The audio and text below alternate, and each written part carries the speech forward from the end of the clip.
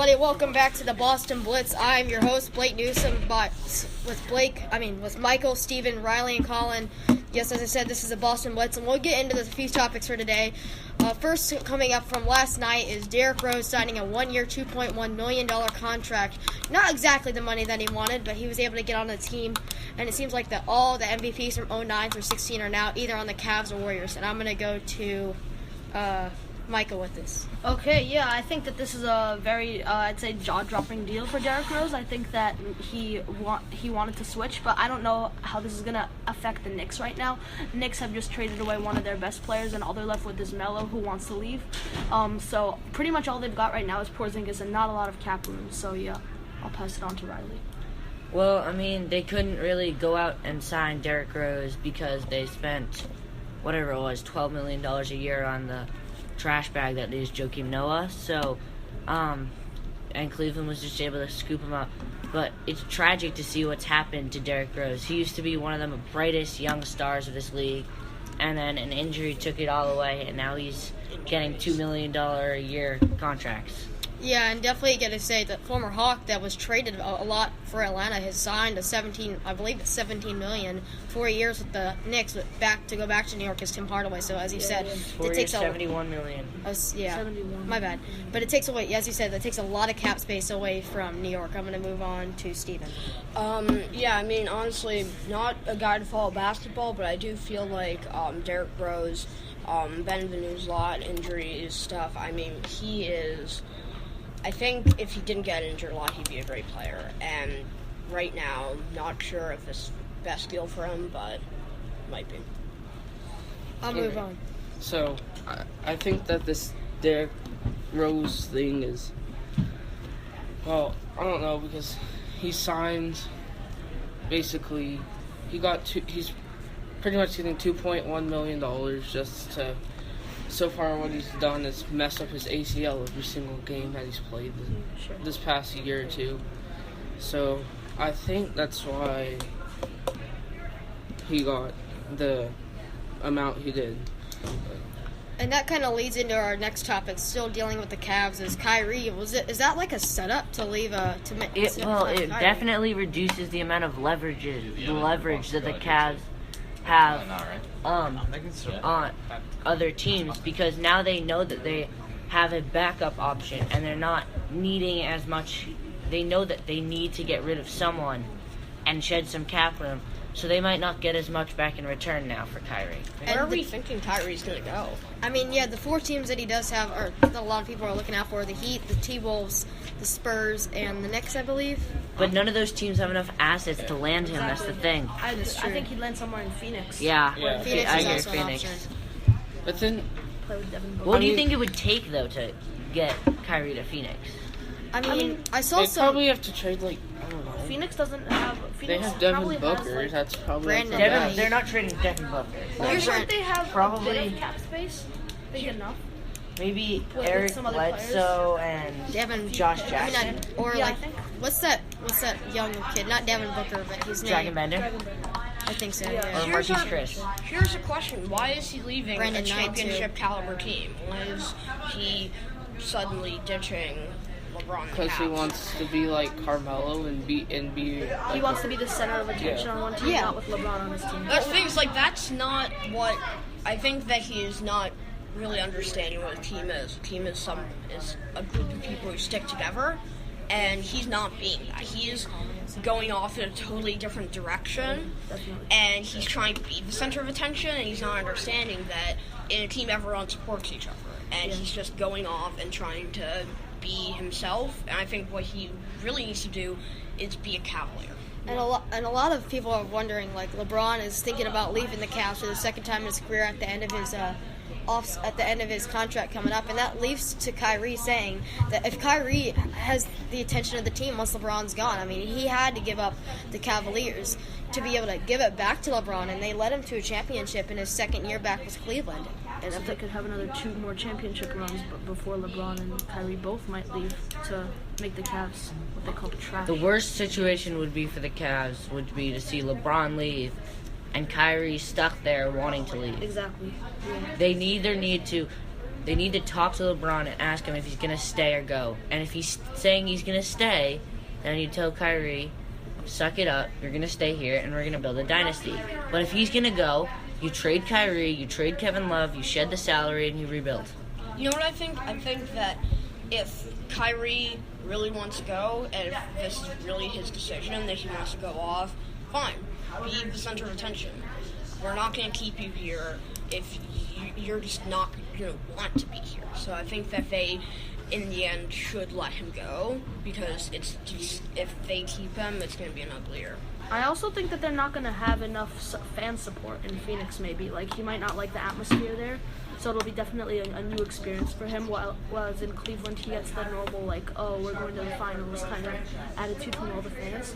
So I think that he wouldn't go as far in Cleveland, Phoenix, but I think that he has a good future. Well, I mean, he was carrying a struggling team until LeBron came back. Yeah. Yeah, but the thing is, the team that he's lost to in the finals twice, he'd be playing in the same division against Stephen Curry and the Golden State Warriors with the Phoenix Suns, so that'd definitely be a hard transition. Yeah, but the Warriors aren't going to be able to keep it together for that much longer. KD's going to eventually, someone's going to eventually leave. Yeah, if KD specifically said a few months ago saying that he'd come back for less than max to be able to come, but when you have to sign back Thompson, Green as well, along with KD and Curry. Those new extensions that Thompson and Green have kick in, I think, in a year or two, and when they have that, they're going to have to let someone know. Parker Miles? They're going to have to let someone go. If it's Iguodala or KG or Livingston, someone's going to have to go. Yeah, so we'll move on to the football turf. Keeping it with contracts here, though, Le'Veon Bell. I'll have somebody come with the details on what's going on here. I think what's happening here is Le'Veon Bell, they offer him a contract for about $12 million, and he doesn't want to take it, and he's holding out. They still have him on franchise tag, but he's not accepting his $12 million contract. So, guys, it's weird that Antonio Brown, one of his best teammates on the team, has come out and spoken to him saying, "I need you here, man." So it shows that they have a connection, but what are the Steelers going to be able to do without Le'Veon Bell to try to get over the hump of when Tom Brady decides to step down? Because it seems like they've been one of the biggest competitors against the Patriots the last few years. They were in the AFC Championship against them, and Le'Veon Bell, he was injured, but up until that point, he was outstanding. And trust me, I'm the biggest Patriots fan as anyone, but Le'Veon Bell was outstanding. Le'Veon Bell is not a player. You don't want to be up against Big Ben, Le'Veon Bell, and Antonio Brown in a winner go on, loser go home. The game. freebies are the worst. The thing is, if Le'Veon Bell goes, where is he going to go? That's going to be better for him. That he's going to go into a same quarterback, running back, and wide receiver trio. Because a lot of teams that are like that already have a good enough running back to fill their hole. We got Eagles with Blunt, Patriots with 4 running backs. That's insane. We have just all these other teams. We got Cardinals with David Johnson. We have just Ezekiel Elliott. I'm thinking that maybe the Cowboys might, if Le'Veon Bell just says, you know what, no, I'm leaving, they might get him in case we find more things out about Ezekiel Elliott that say that he's. They still have Cowboys good. Are looking for a defense. Cowboys have good backup running backs.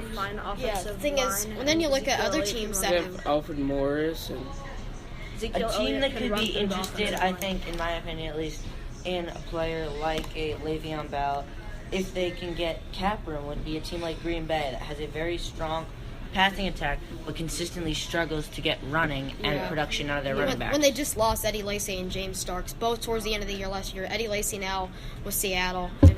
I'm thinking that one of the teams that's going to try to snap up Le'Veon Bell is going to be Green Bay, looking for someone to fill the running back hole. So the big question is, do all of us, who thinks that he's going to stay and who thinks he's going to go?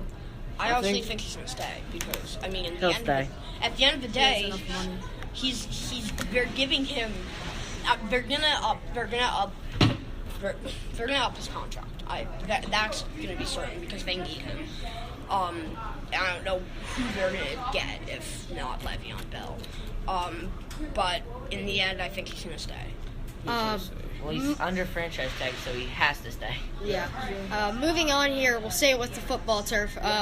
Training camp has officially started for a few teams around the league, and we are officially less than 2 weeks away for the first preseason matchup between the Cowboys and the Cardinals. Especially here in Boston, the Patriots started camp yesterday. The rookies, the whole team reports, I believe, Thursday, and I'll get your guys' thoughts on how the Patriots are going to do this year. Based on a lot of people came out with a mock schedule prediction saying that they'll go about 16-0. I think that's a bold. Again, Patriots fan, that's a bold prediction.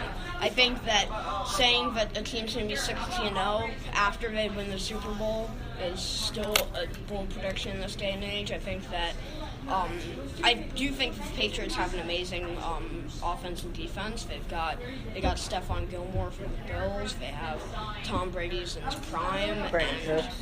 Brandon Cooks. They have Edelman. They have Edelman and Hogan for the depot. Malcolm Mitchell is coming James to his arm. White and Gilsey. They've got an amazing core here. I think that I think they could make it to the playoffs and can make it to the Super Bowl. But I don't think they're going to go 16-0. I think that they're going to go 14-2 or maybe even 15. And their offense kind of looks similar to the runner-ups last year who they faced in the Super Bowl, of the magical offense of the 38 points per game of the Atlanta Falcons. So it'll definitely be interesting to see how the Patriots... There's a difference, though. The Falcons have very fast-paced players, while the Patriots have more skilled players. Yeah. It's going to be different style, and I have no doubt in my mind that this is going to be the best team on paper in football, and I would not actually be surprised if they go 16-0.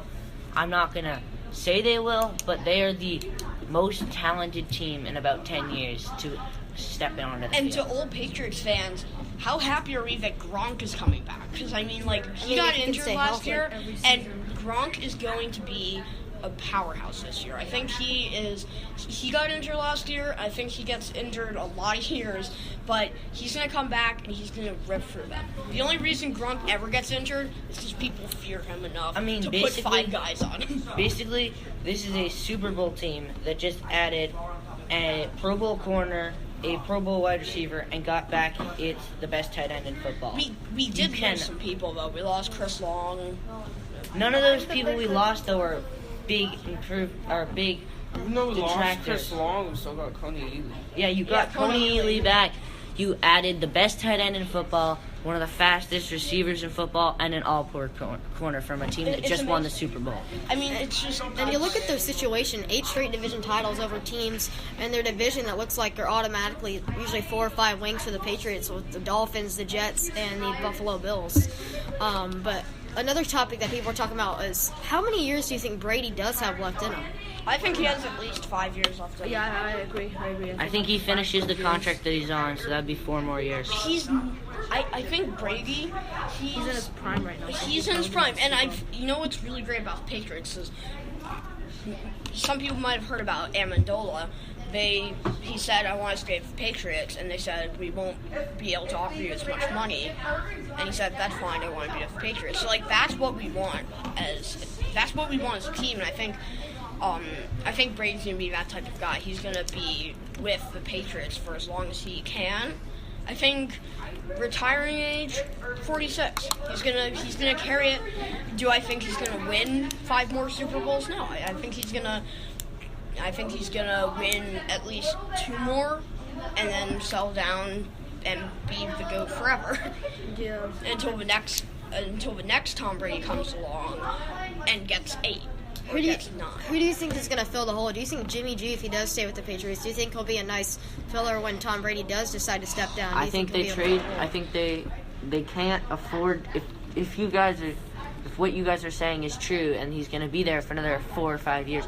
They can't afford to keep Jimmy G around for 4 or 5 years because he's going to command $20 million a year, and that's ridiculous. They should just trade him, get what you can for him, and draft another quarterback to be backup to They be have, his like- replacement. They Yeah. have like Jacoby Brissett or something. Jimmy who G actually played wants well. to go. I've been listening to a lot of stuff. Jimmy G wants to go. He is not getting playing time. He wants to be out there, and honestly, I don't blame him. He is a quarterback who wants to get out there and play the game of football that he got drafted. One So I thing to think- one thing to mind is the Cleveland, who mostly they've had a lot of top 5 first round draft picks coming in the last few years. If they do end up trading him to Cleveland, you can get in return at least one of those draft picks to be able to draft a top 5 pick QB to be able to hopefully fill in Tom Brady's hole over the next few years. There are some good. I think Jacoby Brissett already.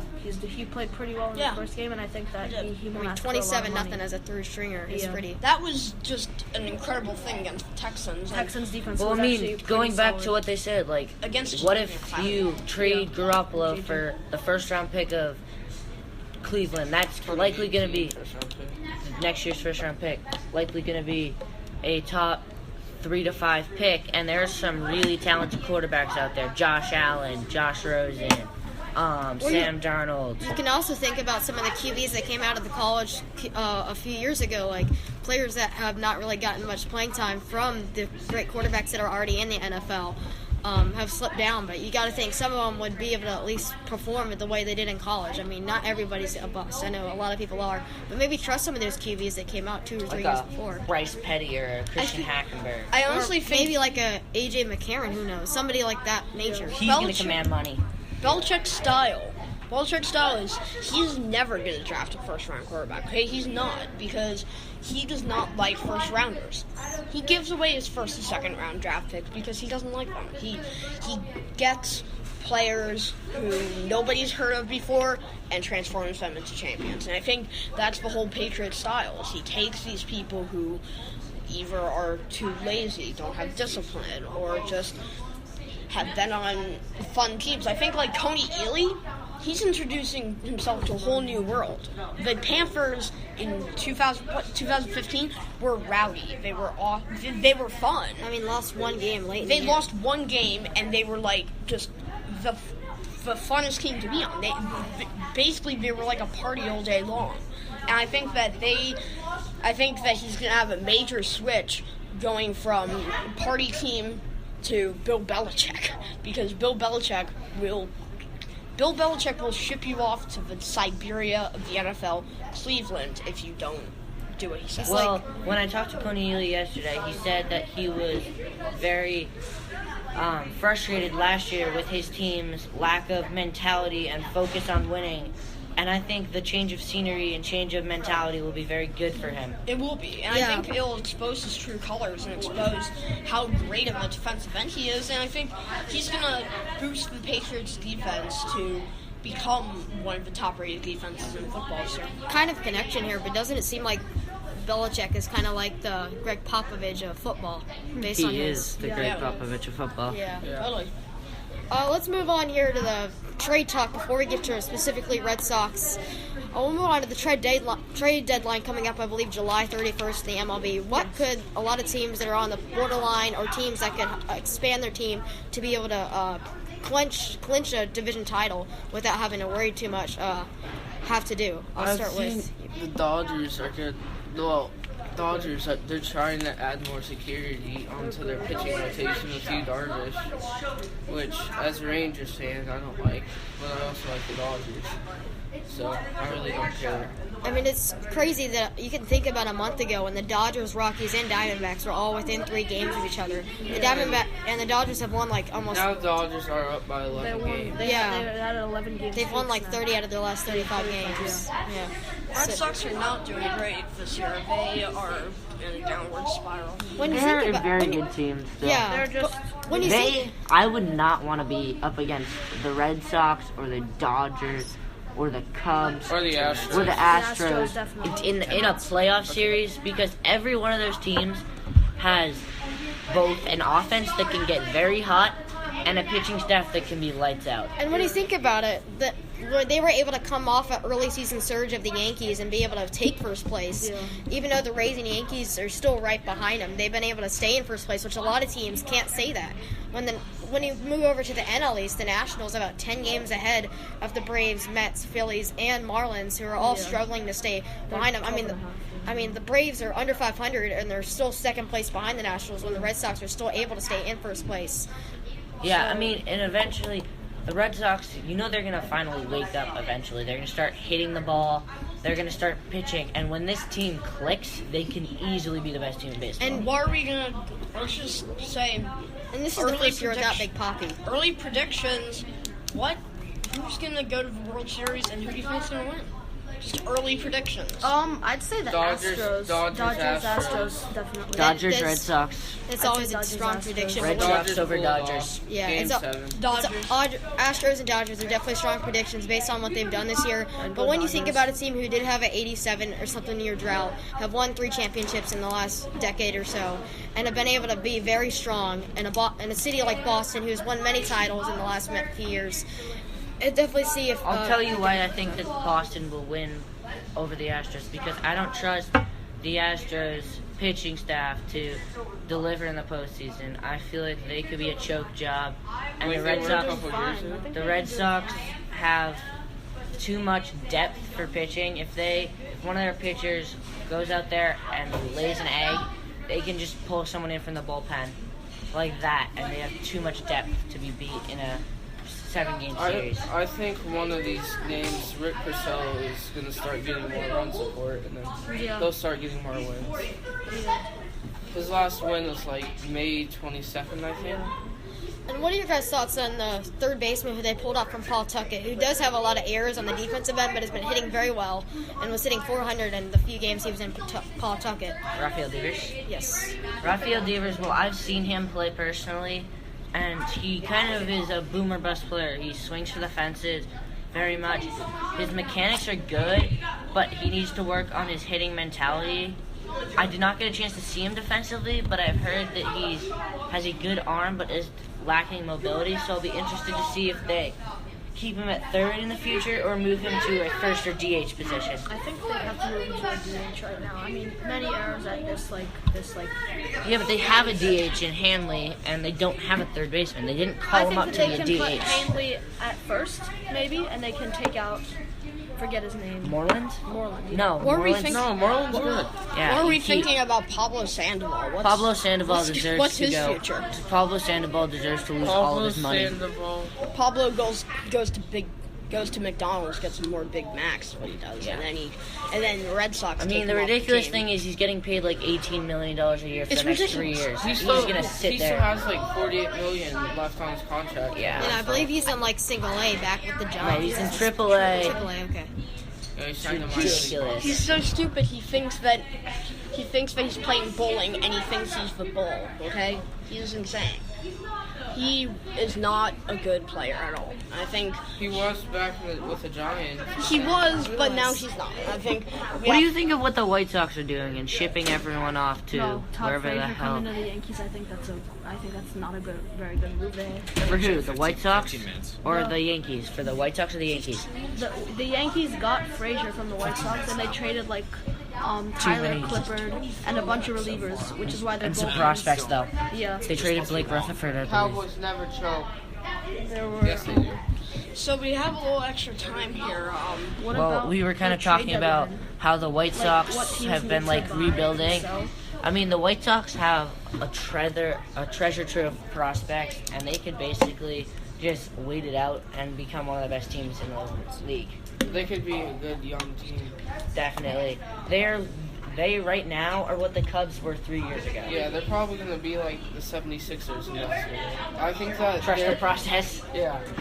How about if I'm not the biggest hockey fan, but if any of you guys know hockey, we can kind of move over to the rink here for just a few minutes about the Bruins and how the Penguins, who are back-to-back champions, and how Boston's going to be able to come back. I don't think they have like legit the longest drought, and all of Boston have won a title in the last few years compared to the other 3 teams. Celtics. Yeah. They haven't been doing very well. That's The true. Bruins. I mean, they've had the fan support and all that stuff, but they haven't been able to really shoot the puck. I think that they've been getting hits near the midline, near the center ice line, and their special teams are bad. They can't convert on the power play. Penalty kills also could be sloppy. So I think that They also get some of the most power plays in the league too. Yeah, they lose their mentality. Like, they used to be the big bad Bruins. once they're down, Now 2-0, they're out. they can't decide if they want to be the big bad Bruins or the Canadians, who are full of skill and speed. Like, they have talent, but they don't.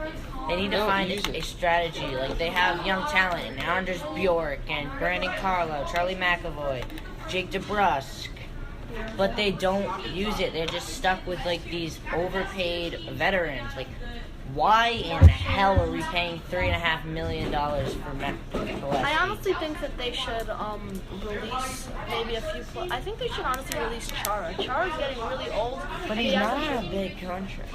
And if they release it, it's still going to count towards the cap. And a lot of their minor league teams really aren't doing the best. But they still have talent. I know, but yeah, you think of your Double-A team down in Atlanta, where they're not getting much. We don't have a Double-A team. There's no Double-A minor league team. ECHL. ECHL. We have an ECHL team? Yes, the Atlanta Gladiators. Oh, I didn't know that.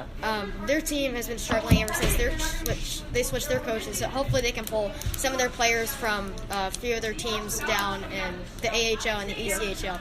We'll move on to the Carolina Hurricanes topic for just a minute. Their sell, and what do you think is going to happen with them? I think that they're just not doing what they need to do, honestly. They've just been, they've been like trading away. It's been a mess this offseason for them, I have to say. I like what Edmonton's been doing, is quietly achieving talent. Yeah. I mean, the trade of Jordan Eberle, I like that move, because Ryan Strom's a very high ceiling prospect that I think in a system where he is not going to be challenged to be a great defensive player because of the young defensive talent they have, he might be able to succeed. And they're just trading away the expiring contract of Jordan Eberle. I think honestly they're just doing what they need to do. They're a fine team. They bounced back from being like, last or second class in the league, all the way to making the playoffs. I mean, like, that's a great step for them. Yeah, the Oilers. I think that Connor McDavid won the Hart Trophy at 20. With Connor McDavid, I think that, and if they add a few more good players like him, then they could win. And Draisaitl are. And how is a team like the Tampa Bay Lightning, who had a pretty good season, going all the way to the semifinals the year before, not making the playoffs this year? How are they going to be able to bounce back? I think they would have made the playoffs if Stamkos hadn't gotten hurt. Yeah, they actually had a really busy offseason. They had they signed many players. They signed Girardi from the Rangers. Did they get a good center and I don't know. Senator? Center. Did they get a good center? I remember they re-signed that's not what I Tyler meant. I meant goalie. Did they get a good $7 million? goalie? I think that Vasilevsky's doing fine, honestly. Even though they traded away Bishop right now. I mean, like, they didn't get Vasilevsky's enough for fine. Bishop. So. No, they definitely didn't get enough for Bishop. Yeah, but I think that right now, the move for Bishop was not very good. They didn't really get any players in return, so wasn't good for Bishop either. Yeah, he's Bishop, a backup goalie. He's in Dallas now. Yeah. No, I think he's starting in Dallas because Anthony Niemi went to the Penguins. Oh yeah. So yeah. Dallas, that's my team. Well, My second favorite. I don't really see, as not the biggest hockey fan, I don't really see if there's any other issues out there with them. Let's see. How about the Predators? They had a pretty good season coming off. They came out of nowhere. They picked up PK Subban and were finally able to make it out of the first round, sweeping the Chicago Blackhawks and sweeping every team pretty much all the way getting to the Pittsburgh Penguins. They signed Nick Bonino actually from the Pittsburgh Penguins for 4 years. I think that they'll make it back out to the Stanley Cup Finals. I don't know who they'll play or if they'll win, but And that's crazy for a team that's full of country music to be cheering on their hockey team like that. Yeah. It's got to be an awesome feeling, especially for a city that's been just south of them a few hours, like Atlanta, who's lost 2 hockey teams. Quick kind of side note. The obscene amount of money that sports teams are spending right now is ridiculous. It's absolutely ridiculous. But I think, how about the issue that some football players are thinking that they're not getting enough? That's fair. I mean, look at Mike Conley, who's never been an All-Star, is getting $30 million a year. That's ridiculous. That is just so. Chandler idiotic. Parsons is getting 25 The thing and is, a half. now that he's pretty much left on his team, I mean, they lost Randolph, they lost Vince Carter, they lost a lot of these older guys that were able to help the Grizzlies. It's in now the just him and playoffs. Gasol. Yeah, but So the only problem is they kept running into the big bad Spurs. So even like in baseball, Trout's getting $20-something million a year. So and then I think the Trout football deserves it. He players, deserves more. Trout deserves Yeah. more than that. then the football players, like, Especially with his injury this year, They he's get- still been able to perform the way he has. I mean, even look at like soccer. Like there are teams like right now sitting in corporate offices in Paris and London, debating on whether or not to trigger a $220 million release 222, yeah, for Neymar. clause for Neymar. Neymar Like, signed. do you know how many children in Africa that would feed? This is obscene. So we'll wrap it up here, moving with soccer, with the New England Revolution and the MLS. No one cares about the Revolution. Yeah, nobody. Literally, I have The an. MLS is a joke. I have a New England Revolution jersey, and even I don't care about the Premier League and La Revolution. Liga is what's. The MLS is a disgrace. Well, if any of you know about the first-year team down in Atlanta, the United, who are looking to make a playoff push, They look very good. I've seen them play. they look good. They're fast and they're young. and they've sold out every single game where Georgia Tech plays in Bobby Dow Stadium. They're looking to move to the Falcons' new stadium, Mercedes-Benz, for their next match. After, I think they have one more match at Bobby Dow, where they've, as I said, they've sold out every match. How do you think Atlanta's been able to keep this team rowdy with their first year? Because it's the first year, they're in a new, excited market, and they have exciting young players. And that is kind of the name of the game in the MLS. Yeah. Okay, 2 minutes, guys. All right. So I think that'll pretty much wrap it up here on this edition of the Boston Blitz. I'm Blake, along with Michael, Riley. Steven, Riley, and Colin. And we'll thank you for listening, and we'll see you next time.